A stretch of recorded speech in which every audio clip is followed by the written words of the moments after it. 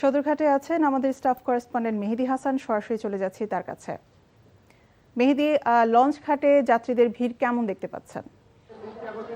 ঈদকে সামনে রেখে সবারই কিন্তু বাড়ি ফেরার যে তারা সেটি লঞ্চ ঘাটেও কিন্তু আমরা দেখতে পাচ্ছি। এখানে দক্ষিণবঙ্গের বিশেষ করে বরিশাল কিংবা চাঁদপুরের গ্রামে যে লঞ্চ রয়েছে তারা কিন্তু এই ঈদকে সামনে রেখে আরে ঈদ লাগছে মনে খুশির জোয়ার সবখানে, আরে ঈদ লাগছে মনে বিকাশ পেমেন্ট সবখানে।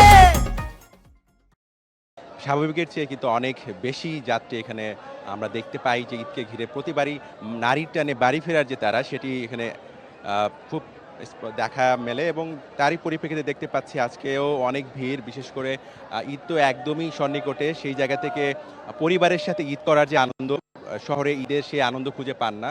বিশেষ করে জীবিকার তাগিদে যারা শহরে থাকেন তাদের তো দিন শেষে বাড়ি ফেরার মাঝেই সবার সাথে ঈদ করার মধ্যেই আনন্দ খুঁজে পান তারা। আমরা যাত্রীদের সাথে কথা বলেছি, তারাও সেটি একই কথা বলছেন যে পরিবারের সাথে ঈদের আনন্দ উপভোগ করতে, মূলত ভাগাভাগি করতে এই যে কষ্ট হয় কিংবা এই যে বিলম্ব হয়, বিশেষ করে আপনি জানেন যে আজকে কিন্তু 1 ঘন্টার মতো যে লঞ্চ যোগাযোগ সেটি বৃষ্টি এবং ঝোড়ো বাতাসের কারণে বন্ধ ছিল।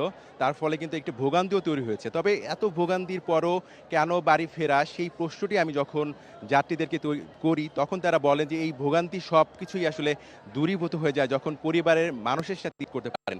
অর্থাৎ ঈদ নিয়ে যে আবেগ, জানছিলাম লঞ্চ ঘাটের খবর।